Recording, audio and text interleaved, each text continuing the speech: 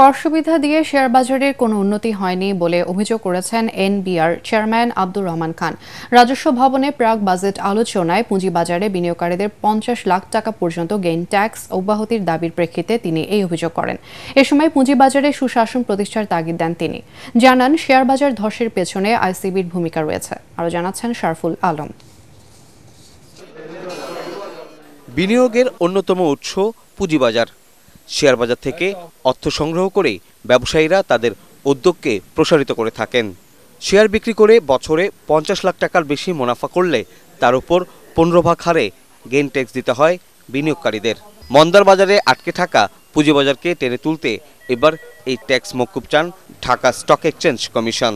Commodity derivatives এবং equity derivatives সহজে বাজারে আনার জন্য আমরা এই সেগমেন্টগুলোতে এনবিআর এর কাছে কর প্রকাশ প্রস্তাব করছি। মার্জিন অ্যাকাউন্টে আমাদের প্রায় ১৫-১৬ হাজার কোটি টাকা অনাদায়ী আছে, সেটা এখন আদায়যোগ্য করার জন্য অনেক মার্চেন্ট ব্যাংক, ব্রোকারেজ হাউস যে ইন্টারেস্ট, ফ্যাক্টর ইন্টারেস্টে ছাড় দিচ্ছে।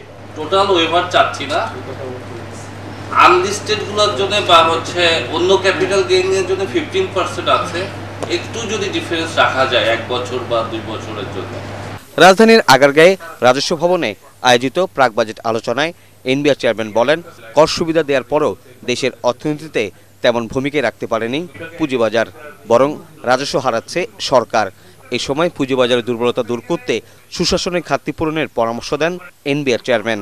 এনবিআর থেকে কিন্তু দীর্ঘদিন বিভিন্ন রকমের বেনিফিট স্টক মার্কেটগুলোকে দিয়েছি, দেখা গেল কিছুই কাজ হয়নি। খামাখা আমরা রেভিনিউ লস করতেছি, মার্কেটে কোনো উন্নতি হচ্ছে না। ৫০ লাখ টাকা পর্যন্ত মাপ, যেখানে লাভই হচ্ছে না কারো। খেয়াল করেন, তাহলে আপনার মার্কেটটা কাদের জন্য করতে চাচ্ছেন? তার মানে হলো আপনি এখানে একদম অলিগার্কদের জন্য করতে চাচ্ছেন। তারা এখান থেকে এসে যেভাবে হোক প্রফিট করে নিয়ে যাবে, একটা পয়সাও ট্যাক্স দিবে না, এবং এটা তো জিরো সাম গেম মার্কেটে। আমি আইসিবির এমডিকে শুধু এইটুকু বলেছি, আপনি আপনার স্বার্থটা দেখেন। আপনি যদি আপনার স্বার্থ দেখেন তাইলে মার্কেট ভালো হয়ে যাবে। সেটা না করে আপনারা কি করেছেন, পুরা এই কি বলে শেয়ার বাজারের এই ধসের পিছনে আপনাদের অবদান আছে। আগামী অর্থ বছরে আবগারি শুল্ক কমানোর আশ্বাসও দেন NBR chairman. Sharful Alam, ATN Bangla, Dhaka.